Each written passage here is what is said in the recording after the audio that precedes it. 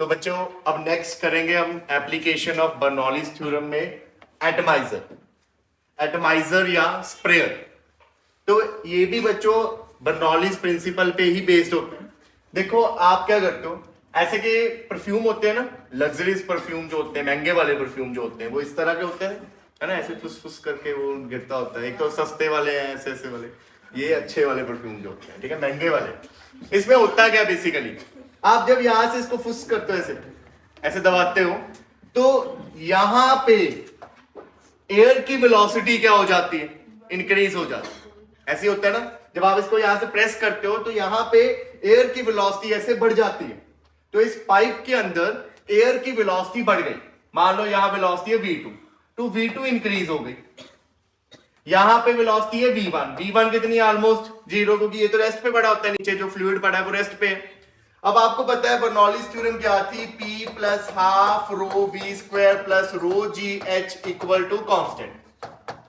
क्योंकि हाइट यहां और यहां, इन दोनों में जो हाइट का कंपैरिजन है वो ऑलमोस्ट क्या होएगा, नेग्लिजिबल, क्योंकि इतने बड़े बड़े तो होते नहीं है, इतना सा तो होता ही। तो हाइट का जो फैक्टर है उसको हम क्या कर देंगे, यहां पे इग्नोर कर देंगे। तो सिर्फ ये बचेगा अब हमारे पास बर्नौलीज में। अब अगर V ज्यादा है तो वहां पे प्रेशर क्या होएगा, कम होगा, क्योंकि सम क्या होना चाहिए, कांस्टेंट। तो आपने जैसे इसको फुस किया यहां पे, तो यहां वेलोसिटी क्या हो गई, बढ़ गई। यहां वेलोसिटी बढ़ गई तो यहां जो P2 प्रेशर था वो क्या हो जाएगा, कम हो जाएगा। नीचे तो वेलोसिटी जीरो थी, तो यहां पे जो प्रेशर P1 होगा वो P2 से क्या होएगा, ज्यादा, जिससे क्या होएगा, ऊपर की तरफ फ्लूइड को क्या लगेगी, फोर्स, जिसके कारण ये जो फ्लूइड है इस कॉलम से ऊपर उड़ जाएगा। तो अब एयर के साथ साथ बीच में और क्या आ रहा है, फ्लूइड आ रहा है। तो जब वो स्प्रे बाहर निकलेगी उसमें एयर के साथ साथ हल्की हल्की ड्रॉप्स किसकी होंगी, परफ्यूम की भी होगी। ऐसे होता है ना, वो जो हमारे पास परफ्यूम है सस्ते वाले, फिस फिस वाले, उसमें भी यही फिनोमिना है। आपने क्या किया, एयर की स्पीड बढ़ा दी, स्पीड बढ़ने से वहां प्रेशर कम हो जाएगा, नीचे प्रेशर ज्यादा, तो नीचे से फ्लूइड ऊपर आ जाएगा, हल्की हल्की ड्रॉप्स ऊपर आई जाएगी और एयर उन ड्रॉप्स को साथ में लेके जाके स्प्रे कर देगा।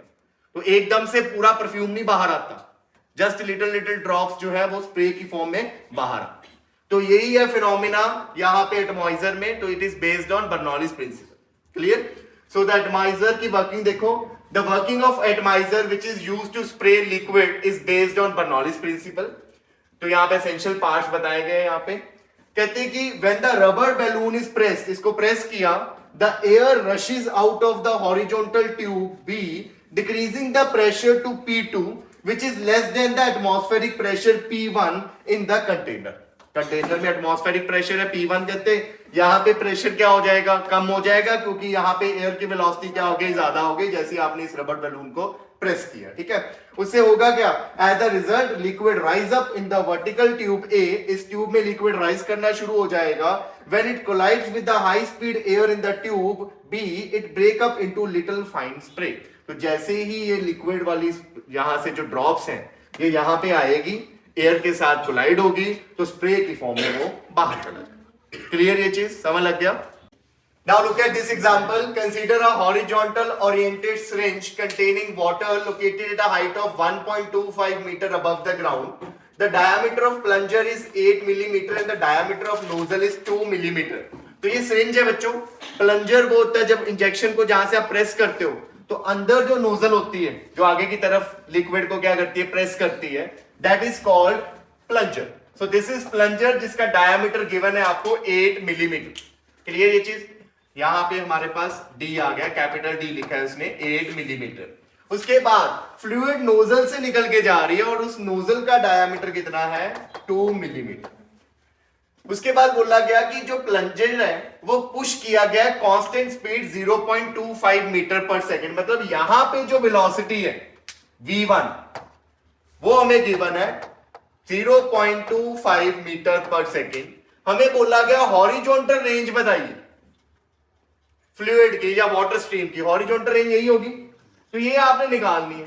तो हॉरिजॉन्टल रेंज के लिए आपको हॉरिजॉन्टल प्रोजेक्टाइल सीखना पड़ेगा, जो हम ऑलरेडी सीख के आए। यहां से जब ये लिक्विड निकलेगा तो ये ऐसे निकलेगा बाहर की तरफ, तो इसके पास सिर्फ हॉरिजॉन्टल वेलोसिटी होगी, तो प्रोजेक्टाइल कौन सा होगा, हॉरिजॉन्टल।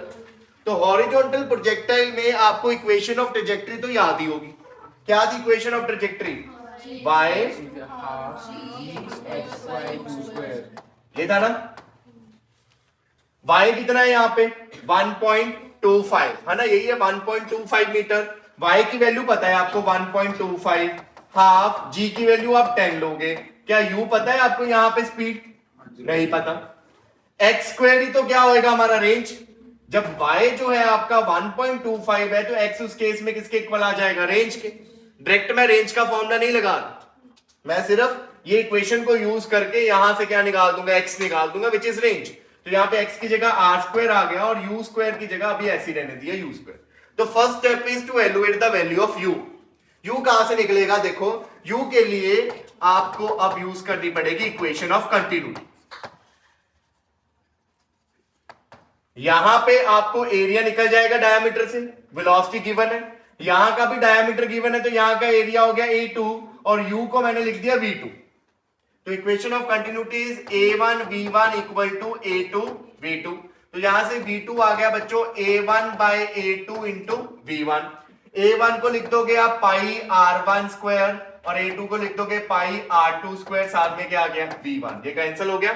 उसके बाद ये बन गया बच्चों R1 बाय R2 का स्क्वायर इंटू V1। रेडियस की रेशियो और डायमीटर की रेशियो क्या होती है? सेम। तो मैं R1 बाय R2 को डायरेक्ट रिप्लेस कर दूं D1 बाय D2 के साथ, क्योंकि रेशियो तो क्या होती है? सेम। यहां वैल्यूज को पुट कर दें। क्या मुझे डायमीटर की वैल्यू जो मिलीमीटर में है उसको मीटर में कन्वर्ट करने की जरूरत है? नहीं है, क्योंकि रेशियोज में, रेशियो में दोनों यूनिट सेम होने चाहिए, तो ऑलरेडी सेम है। तो ये बन गया आपका D1 कितना गिवन है? D1 is what? D1 is ये वाला डायमीटर ना, इस डायमीटर को D1 लिख रहे हैं। तो कितना डायमीटर है? 8 और D2 is what? D2 is 2।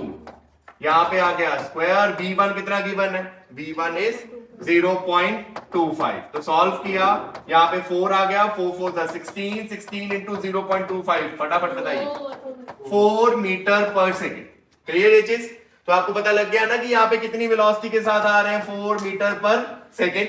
तो अब यहां से u की वैल्यू को अगर यहाँ पे पुट करें तो हमारे पास क्या निकल जाएगा? r निकल जाएगा। तो यहाँ पे देखो अब 1.25 ये कैंसिल हो जाएगा, यहाँ पे 5, ठीक है। तो 5 बाय u स्क्वायर इज 4 का स्क्वायर, दिस इज u ना basically, your V2 is u, ठीक है। तो यहाँ पे आ गया r स्क्वायर, ये 1.25 इंटू 4 का स्क्वायर 16 इधर आ गया, ये 5 नीचे आ गया, इक्वल टू क्या आ गया? r square. यहाँ पे ये बन गया 0.25, ठीक है। तो r यहाँ पे आ गया बच्चों under root of 0.25 into 16। 0.25 is 0.5, 16 is 4, तो 0.5 इंटू 4 इज व्हाट? 2। तो हॉरिजॉन्टल रेंज कितनी आ गई? 2 मीटर। क्लियर ये चीज? तो this is a mix question जिसमें फ्लूइड भी आ गया और प्रोजेक्टाइल भी आ गया। नोट करिए। देखो बच्चों, नेक्स्ट डायनामिक लिफ्ट है। तो डायनामिक लिफ्ट क्या होता है, उससे पहले एक छोटा सा एक्सपेरिमेंटल डेमोन्स्ट्रेशन देता हूं। देखो ये एक मेरे पास पेपर है, ठीक है, जिसको मैंने ऐसे राउंड कर दिया है, ठीक है। अब इसको मैं यहां से स्लाइड डाउन नीचे करूंगा।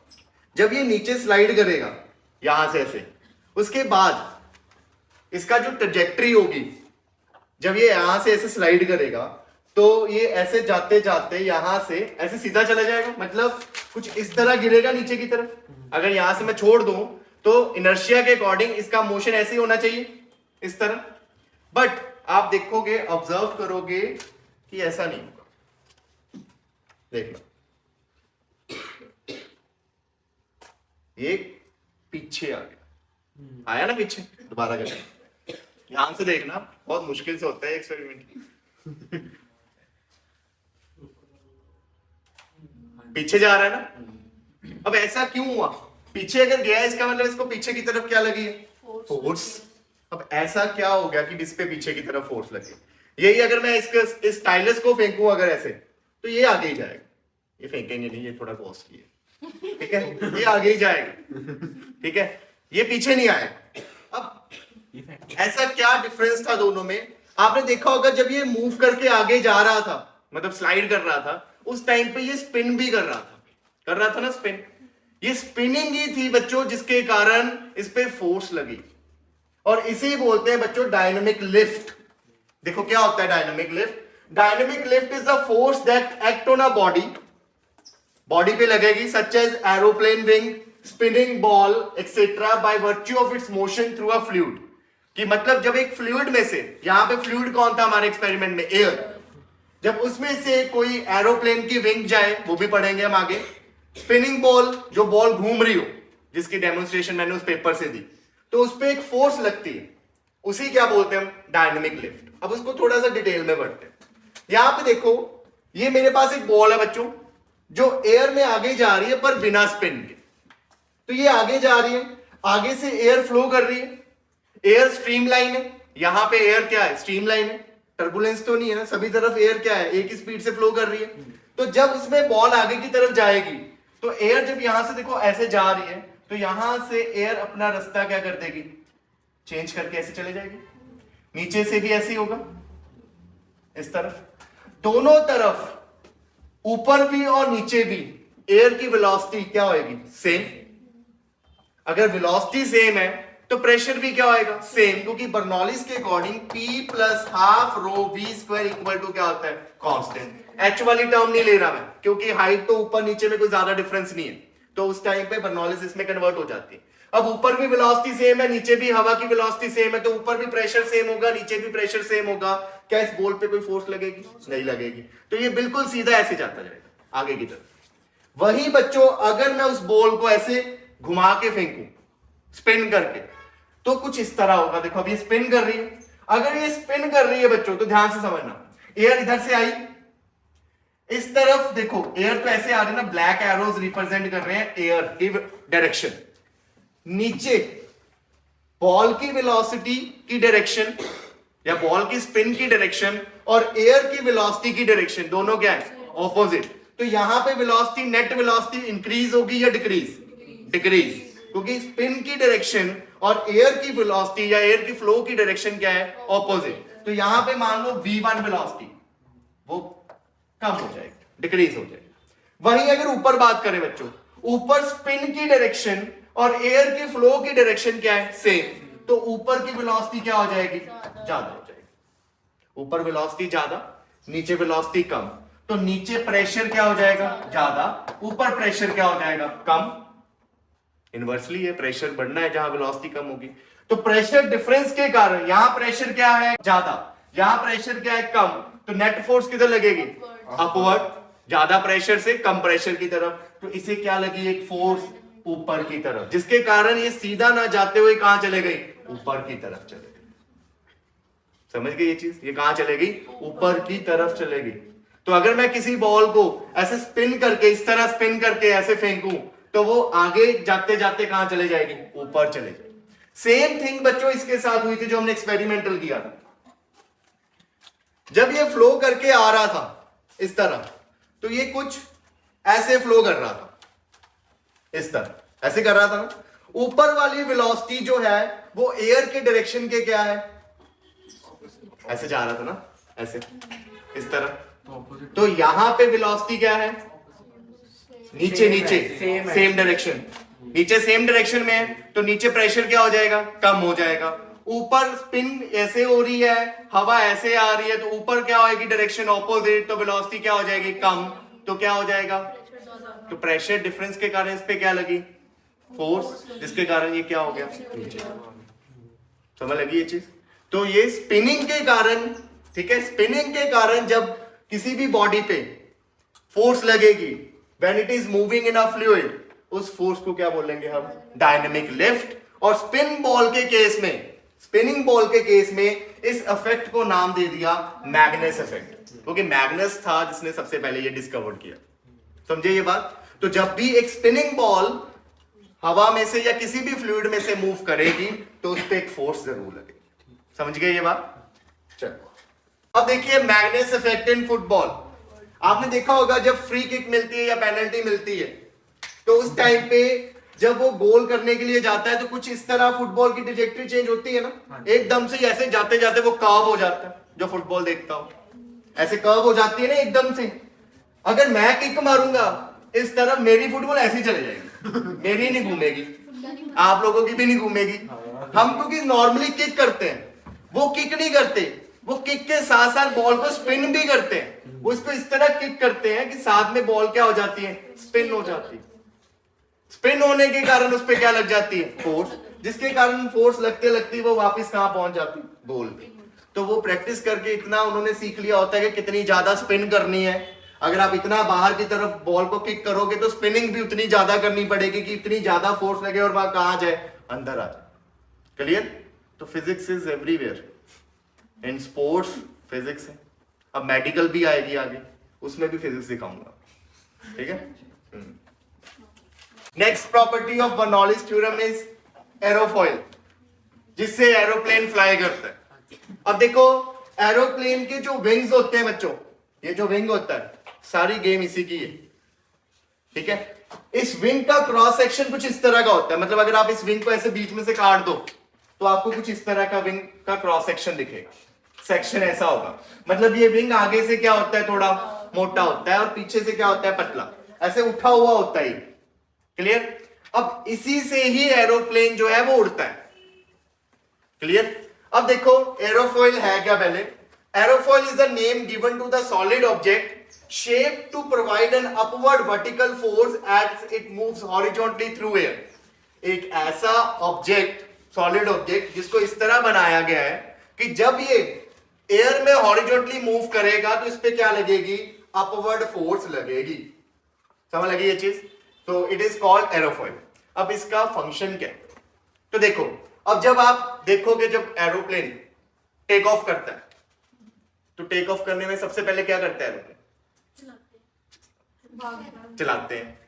अब एरोप्लेन आपने देखा होगा, एरोप्लेन उसी जगह से क्यों नहीं टेक ऑफ कर जाता, पहले एरोप्लेन को काफी हाई स्पीड से, वो काफी ज्यादा हाई स्पीड होती है ना, काफी हाई स्पीड से पहले वो कुछ डिस्टेंस कवर करता है, देन उसके बाद वो क्या कर जाता है, टेक ऑफ होता है ना सर। वो क्यों ऐसे करता है, देखो यहां से जब वो टेक ऑफ करने के लिए रनवे पे भागता है तो यहां से एयर फ्लो कर रही है, एरोप्लेन इस तरफ जा रहा है, तो एरोप्लेन का ये जो विंग है, जो एयरफॉइल है, इसको इस तरह डिजाइन किया गया है कि यहां से जो एयर आएगी, अब एयर जो है वो स्ट्रीमलाइन है।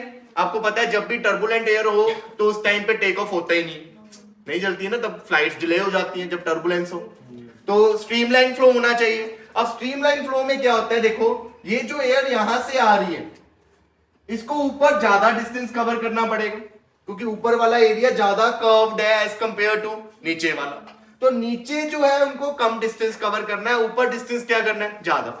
क्योंकि एयर का फ्लो स्ट्रीमलाइन है तो यहां पे सभी को पहुंचना क्या पड़ना, इकट्ठे। स्ट्रीमलाइन फ्लो यही होता है ना कि यहां पे अगर पहुंच रहे हैं तो इकट्ठे पहुंचो, ये तो टर्बुलेंसी हो जाएगी। तो उसके लिए ऊपर एयर स्ट्रीम की वेलोसिटी क्या होनी चाहिए, ज्यादा, ताकि जल्दी जल्दी डिस्टेंस कवर कर दे, और नीचे क्या होनी चाहिए, कम, कि दोनों जो है, दोनों स्ट्रीम्स जो है एयर स्ट्रीम, वो यहां पे क्या पहुंचे, इकट्ठी पहुंचे, तभी तो स्ट्रीमलाइन बनेगा। तो ऊपर जो वेलोसिटी है वो ज्यादा है एज कंपेयर टू नीचे, नीचे वेलोसिटी क्या है, कम, तो नीचे कम ऊपर ज्यादा, तो ऊपर जो प्रेशर होगा वो क्या हो जाएगा, कम हो जाएगा, क्योंकि Bernoulli's again P plus half rho V square plus रो GH क्या होता है, कांस्टेंट। अब हाइट का डिफरेंस ऊपर और नीचे में कुछ ज्यादा नहीं है तो ये टर्म को तो छोड़ो, जहां वेलोसिटी ज्यादा होगी वहां प्रेशर क्या होएगा, कम, तो ऊपर वेलोसिटी ज्यादा है तो ऊपर प्रेशर क्या होएगा, कम, नीचे वेलोसिटी कम है तो नीचे प्रेशर क्या हो जाएगा, ज्यादा। नीचे वेलोसिटी V1 है तो नीचे प्रेशर P1 वो क्या होएगा, ज्यादा। नीचे प्रेशर ज्यादा है ऊपर प्रेशर कम है तो फोर्स किस डायरेक्शन में लगेगी, high pressure to low pressure, तो ऊपर की तरफ क्या लगेगी, फोर्स लगेगी, जिसके कारण वो एयरप्लेन जो है वो कहां जाना शुरू हो जाएगा, ऊपर की तरफ। समझ गए ये चीज? तो ये डिजाइन ही कुछ इस तरह किया जाता है, बिल्कुल ऐसे पतले पतले नहीं होते वो, इस तरह कुछ इस तरह होते हैं, ऐसे एंगल पे और कर्व्ड, ठीक है। तो यही लिखा है यहाँ पे, as shown in figure the cross section of wing of an airplane look like an aerofoil. The wing is so designed that its upper surface is more curved than the lower surface and front edge is broader than the rear edge. ये broader है, ये चौड़ा है, ऊपर वाला curved है, नीचे वाला curved क्या है, कम। As the aircraft moves, जैसे वो aircraft move करेगा, the air move faster over the upper surface of the wing than on the bottom. ऊपर वेलोसिटी क्या होगी, ज्यादा, नीचे वेलोसिटी क्या होगी, कम, According to Bernoulli's principle, the air pressure above the upper surface decreases below the atmospheric pressure and that on the lower surface increases above the atmospheric pressure. पहले तो कौन सा प्रेशर था? सिर्फ एटमॉस्फेरिक. ऊपर प्रेशर एटमॉस्फेरिक से कम हो गया, नीचे एटमॉस्फेरिक प्रेशर से ज्यादा हो गया. ठीक है, जिसके कारण क्या हुआ? The difference in a pressure provide an upward lift called dynamic lift. इसके कारण उसे ऊपर की तरफ फोर्स लगी और उस लिफ्ट को क्या बोल दिया? डायनामिक लिफ्ट बोल दिया. क्लियर ये चीज? नोट करिए. अब नेक्स्ट एप्लीकेशन है blowing of the roofs during wind storms. आपने देखा होगा पहले के जमाने में कच्चे घर होते थे, अब तो पक्के घर है. कच्चे घरों में क्या होता था? जब तूफान आता था तो सारा घर ठीक रहता था, उनकी छतें उड़ जाती थी. घर वैसे का वैसे ही, सिर्फ छत उड़ जाती थी.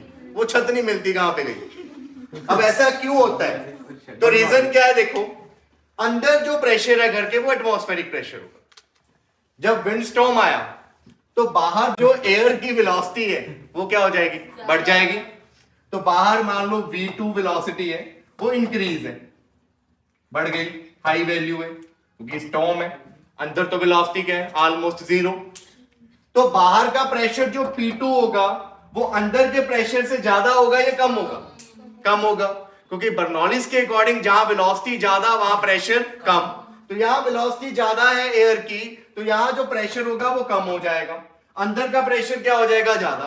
तो ये जो रूफ है इस पे ऊपर की तरफ क्या लगेगी? फोर्स, जिससे ये रूफ जो है निकल के ऊपर आ जाएगी और हवा का झोंका इसे कहां ले जाएगा? साथ में ले जाएगा, जिसके कारण ये ब्लो ऑफ हो जाएगा. क्लियर ये चीज? चलिए, look at this question. A wind with speed 40 meter per second blows parallel to the roof of the house. The area of roof is 250 meter square. Assuming that pressure inside the house is atmospheric pressure, the force exerted by the wind on the roof and the direction of force will be. अब वही same बच्चों roof based question है. आपको ये बोला गया है कि ऊपर जो वेलोसिटी है जिसको हम v2 लिख रहे हैं वो कितनी गिवन है क्वेश्चन में? 40 मीटर पर सेकेंड. अंदर तो वेलोसिटी कितनी लेंगे हम? जीरो. ठीक है, अंदर जो प्रेशर है वो कितना है? 1 atmospheric. Clear? Converted into pascal 1.013 into 10⁵ pascal. तो कहते बताइए कि भी उस पर कितनी फोर्स लगेगी और किस डायरेक्शन में लगेगी. तो ये तो हमने सीख ही लिया कि जो फोर्स लगेगी वो ऊपर की तरफ लगेगी. फोर्स का फॉर्मूला होगा net pressure into area. Pressure is force upon area, तो force is net pressure into area. Net pressure में ये P1 है, ऊपर कितना होएगा? P2. बड़ा कौन सा होएगा? P1, क्योंकि ऊपर प्रेशर क्या हो जाता है? कम हो जाता है. तो नेट प्रेशर के लिए आपको बेसिकली P1 माइनस P2 चाहिए, डेल्टा P, है ना. तो फोर्स के लिए क्या कर दोगे? Force is delta P into A. Area आपको गिवन है 250 मीटर स्क्वायर. बस आपको डेल्टा P निकालना है. डेल्टा P के लिए आपको क्या चाहिए? P2 चाहिए. P2 तो है ही नहीं. कोई और scenario? Bernoulli's equation. Bernoulli's equation लगाओ सेकंड पॉइंट और 1 पॉइंट. तो अगर बर्नौलीज लगाएं तो ये आएगा अंदर P1 प्लस वेलोसिटी कितनी है? 0. और हाइट तो हम क्या कर देंगे? निगलेक्ट कर देंगे. ऊपर और नीचे हाइट ऑलमोस्ट क्या है? सेम. और इस साइड क्या आएगा? P2 plus half rho V2 का स्क्वायर. तो यहां से P1 माइनस P2 सीधा ही निकल गया कितना? हाफ रो V2 का स्क्वायर. तो ये सीधा यहां पे पुट करते हैं हम. डेल्टा P आ गया ना ये आपके पास. तो ये सीधी वैल्यू यहां पुट करो, half rho V2 square into A. Half density यहां पे एयर की गिवन है 1.2. वेलोसिटी V2 आपको गिवन है 40 का स्क्वायर, मतलब 2 बार 40 और एरिया में 250. ठीक है, इसे सॉल्व करिए. सॉल्व करके बताओ कितना आंसर आया. ये 0 से 0 कट जाएगा. 2.4 इंटू 10⁵ न्यूटन और डायरेक्शन की तरह अपवर्ड. तो this is your answer. Clear? Note करिए. तो नेक्स्ट हम सीखेंगे बच्चों कि हार्ट अटैक कैसे होता है.